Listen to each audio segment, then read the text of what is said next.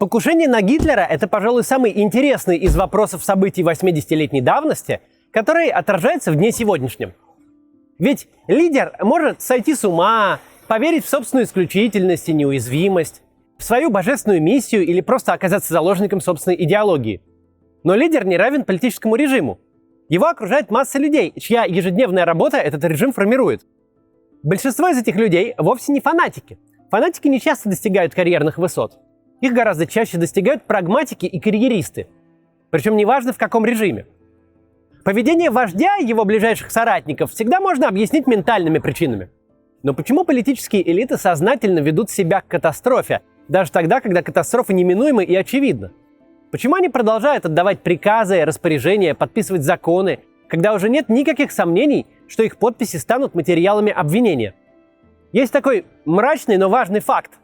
Лагерь смерти Аушвиц вышел на проектную мощность летом 1944 года. Советские войска уже перешли советскую границу. Союзники уже высадились в Нормандии. На всех фронтах вне Европы война уже проиграна. Через 10 месяцев идеологи и администраторы Холокоста начнут нести за него ответственность. Но они продолжали работать, отдавать приказы, подписывать сметы на строительство новых бараков и газовых камер, на захват и депортацию людей на смерть. Гитлера не окружала какая-то рандомная бюрократия. Почти вся нацистская верхушка – это либо действующие военные, либо выходцы из военных. Причем очень часто не абы каких военных, а прям потомственные прусские офицеры. Они не могли не понимать, что, в крайнем случае, как максимум, с начала 1942 года, когда провалился Блицкриг в СССР, когда в войну официально вступили Соединенные Штаты, так вот, уже с тех пор начался обратный отсчет до поражения. Людской, промышленный, финансовый потенциал стран оси стал несопоставим с союзниками. Нельзя выиграть войну, когда на один уничтоженный советский танк сам СССР построит 5, и еще 7 приедут из Америки. Не мог квалифицированный генерал не видеть даже из 1942 года свою судьбу в 1945-м. Она могла настать не в 1945-м, а в 1946-м. Это не важно. Конец в любом случае был один и тот же, и он был очень близок и понятен. Казалось бы, у многих людей, окружавших Гитлера, была и потребность, и возможность избавиться от обезумевшего фюрера, не просто тем самым закончив войну, но значительно улучшив свое положение в прекрасной Германии будущего. Те, кто успешно избавился бы от Гитлера, точно ничего бы не потеряли. Более того, многое бы приобрели. Но режим Гитлера не рухнул ни в 1942-м, ни в 1944-м, ни когда союзники вторглись в Германию. Режим Гитлера продолжал существовать, приказы продолжали выполняться, даже тогда, когда он утратил контроль над столицей, когда вся его власть ужалась до площади одного бункера и территории рядом с ним. Не подумав об этом феномене, о деструктивном режиме, чей аппарат управления сохранил лояльность даже тогда, когда не могло быть никакого намека на надежду, когда каждое выполнение каждого приказа только приближало к виселице, мы не сможем адекватно рассуждать о дне сегодняшнем. Именно поэтому так интересно поговорить, с одной стороны, о попытках избавиться от Гитлера, а с другой о том, как его режим этому успешно сопротивлялся. Сопротивлялся во вред себе.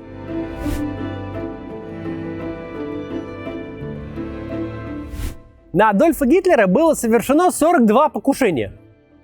Число общепринятое, но неточное и достаточно условное.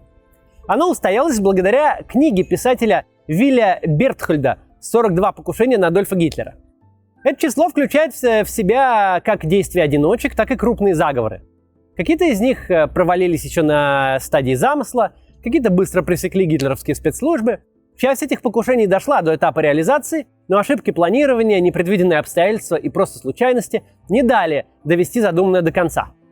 В результате успешное покушение на Гитлера совершил лишь сам Гитлер 30 апреля 1945 года. Мы часто задаемся вопросом, почему? Но почему во всей Германии не нашлось достаточно удачливого смельчака, который избавил бы страну и весь мир от этого исчадия ада? Но мы же читаем детективы, смотрим захватывающее кино. Многие детективные сюжеты построены как раз на том, что убить человека не так-то и просто.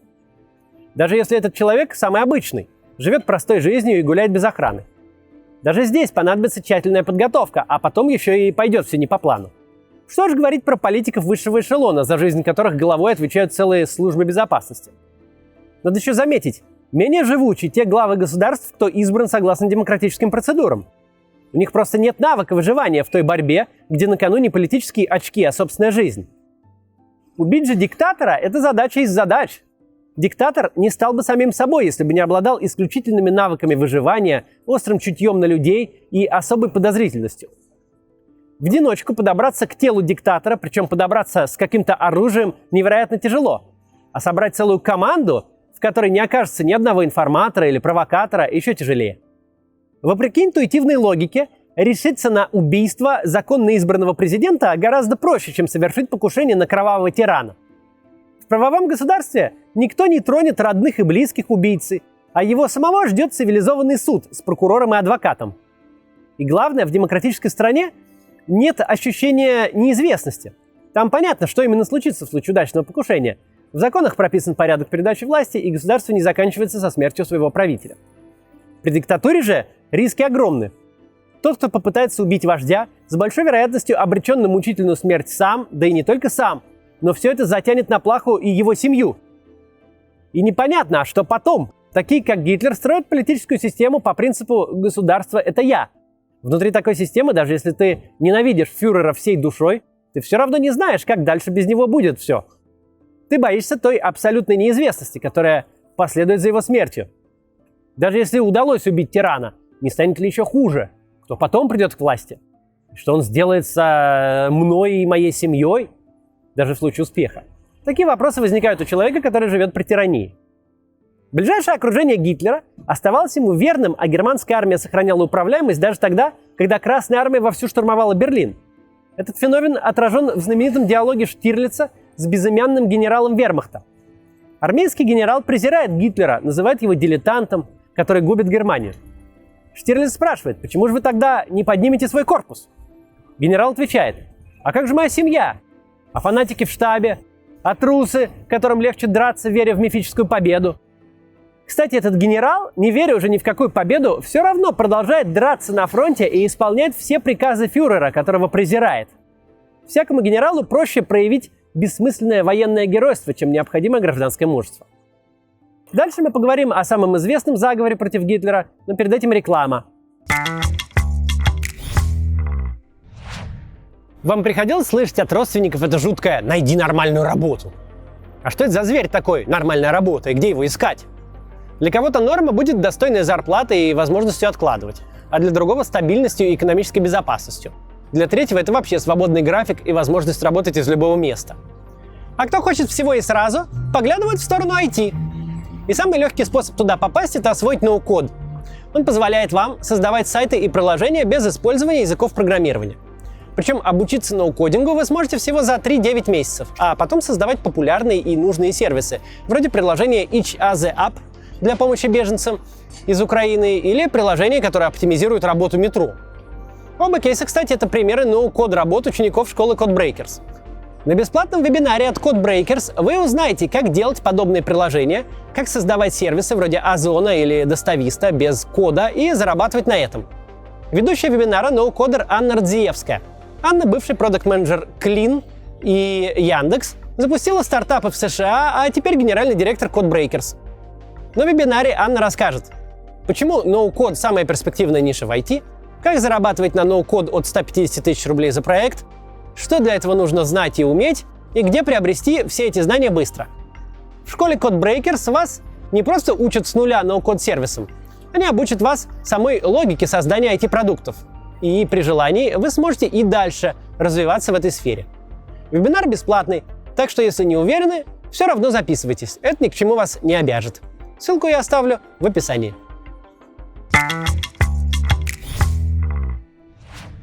Как я уже сказал, попыток убить Гитлера было много. Сейчас я нахожусь в Мюнхене.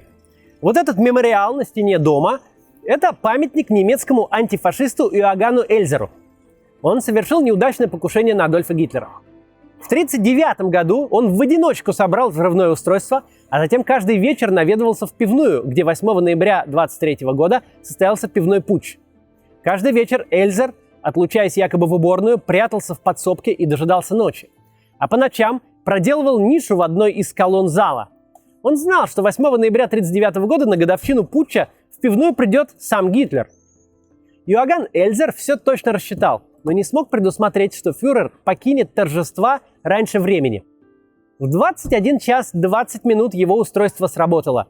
но Гитлера уже около 10 минут как не было в помещении.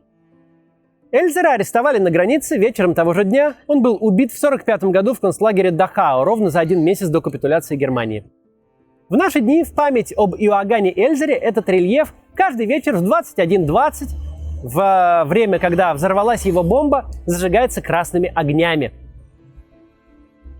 Рядом с таким необычным мемориалом предлагаю поговорить о том, как провалилось другое покушение на Гитлера. Заговор генералов 20 июля 1944 года, он же операция «Валькирия». Это удивительная история, в которой смелость шла рука об руку с нерешительностью. Самая известная и успешная попытка убить Гитлера, которая все равно осталась только лишь попыткой. Идея отстранить от власти фюрера сформировалась в среде германского генералитета еще в 1938 году. Заговорщики желали предотвратить большую европейскую войну, однако Мюнхенское соглашение, подписанное, кстати, тут недалеко, заставило их поверить, что эта цель уже и так достигнута. В то время казалось, что Германия пришла к соглашению с Великобританией и Францией, а захватнические амбиции Гитлера удовлетворены аннексией Судетской области Чехословакии. Но, как мы знаем, политика умиротворения Гитлера лишь вымостила ему дорогу к дальнейшей экспансии. Скормив Гитлеру Судеты, Британия и Франция вдохновили его на оккупацию уже всей Чехословакии. А дальше, как мы знаем, началась Вторая мировая война. После нападения Германии на Советский Союз недовольство армейских военачальников решениями Адольфа Гитлера стремительно возросло. Однако новый заговор старших и высших офицеров вермахта оформлялся крайне медленно. Фактически на это ушло целых 3 года. И в течение этих 3 лет большинство противников Гитлера не только проявили свою нерешительность, они все сильнее пачкали в крови собственные мундиры, прямо или косвенно участвуя в военных преступлениях на оккупированных территориях. Справедливости ради, отдельные смельчаки таки предприняли несколько попыток совершить против Гитлера диверсию, но из-за череды непредусмотренных случайностей все они провалились. В 1944 году все же формируется группа заговорщиков, в которую вошли очень крупные военачальники Третьего рейха. Фельдмаршалы Эрвин фон Вицлебен и Ханс Гюнтер фон Клюге, генералы Эрих Гёпнер, Хеннинг фон Тресков, Эдуард Вагнер Фридрих Ольбрихт, Фридрих Фром и многие другие. В заговоре участвовали также различные полицейские и гражданские чины. Это были очень разные люди с отличающимися взглядами. Кто-то из них выступал за демократические выборы. Другие были сторонниками твердой монархии по образцу кайзеровской Германии. В числе заговорщиков как люди с антивоенными взглядами и настроениями, так и закоренелые милитаристы. Милитаристы эти были как тот генерал из «17 мгновений весны». Считали, что война необходима, просто не такая глупая. У кого-то руки были чисты, а вот тот же Эрих Гёпнер отметился особой жестокостью на советской территории. Генерал-майор фон Тресков был убежденным антифашистом и ранее уже пытался совершить покушение на Гитлера.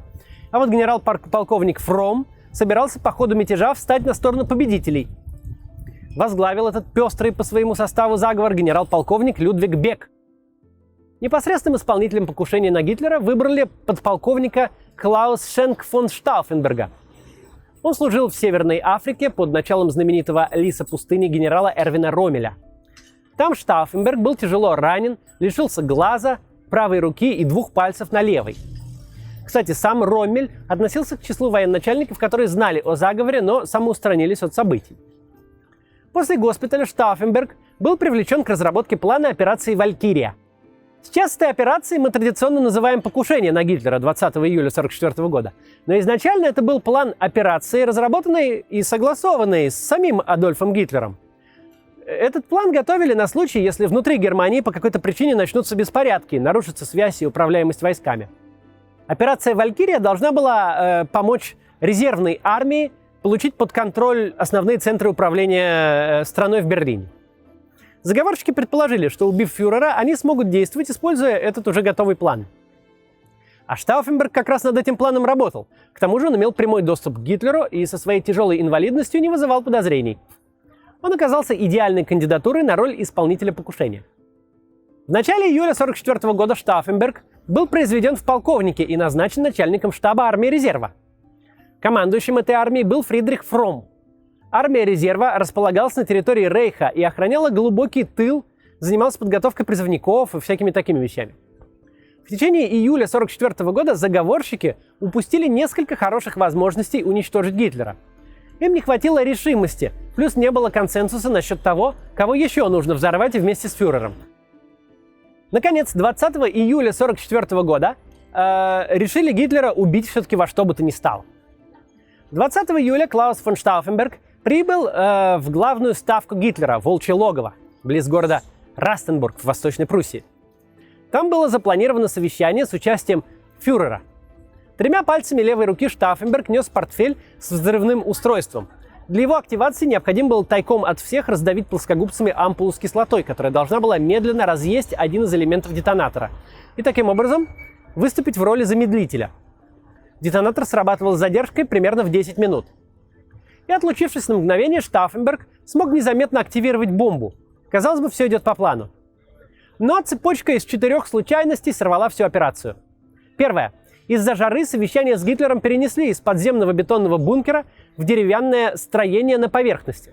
Это сильно ослабляло поражающее действие взрывчатки. Взрывная волна не могла отражаться от бетонных стен и усиливаться в замкнутом пространстве. Это было задумано изначально. Второе. Штауфенберг, сославшись на слабый слух после ранения, попросил себе место поближе к фюреру. Просьба была удовлетворена, и он смог оставить свой портфель недалеко от Гитлера. Однако, когда Штауфенберг под предлогом телефонного звонка вышел из помещения, на его место сел другой участник совещания. Он переложил мешавший ему портфель, и между Гитлером и бомбой оказалась деревянная опора тяжелого дубового стола. Она, как щит, прикрывала фюрера от будущего взрыва. Третье. Когда взрывное устройство сдетонировало, Штауфенберг не знал и не мог знать, что Гитлер отделался лишь контузией, сравнительно легкими ранениями и ожогами. Штауфенберг передал соратникам в Берлин: фюрер мертв, пора действовать по плану «Валькирия» и брать власть в свои руки. Передав ложное сообщение, он покинул ставку в Волчьем логове и срочно вылетел в столицу. Четвертое. Заговорщикам не удалось не только уничтожить Гитлера, но и организовать информационную блокаду Волчьего логова, что ими планировалось.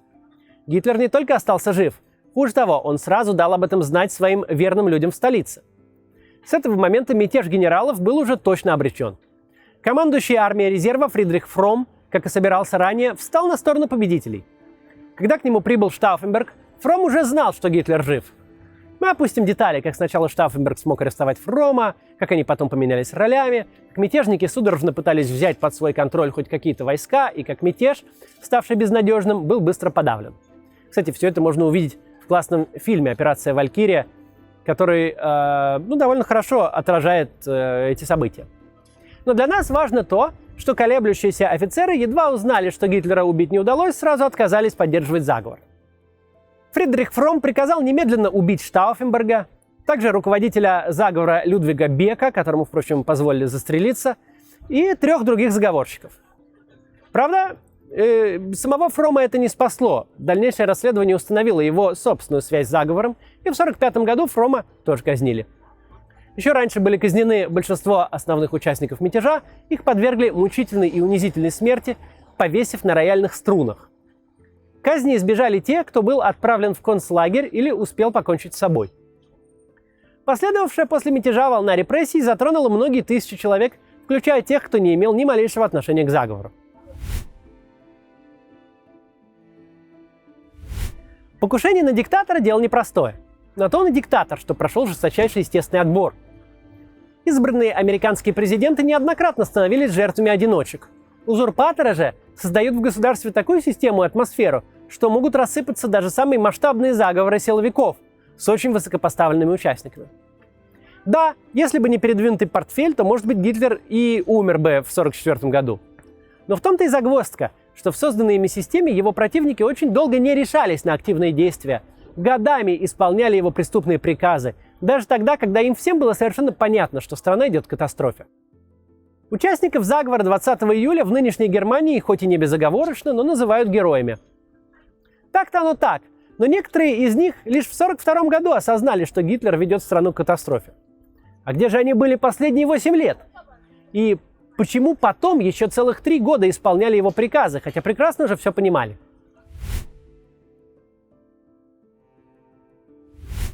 Москвичи помнят, как еще недавно в общественном транспорте между объявлениями остановок постоянно повторяли по кругу как мантру: «Пожар легче предупредить, чем потушить».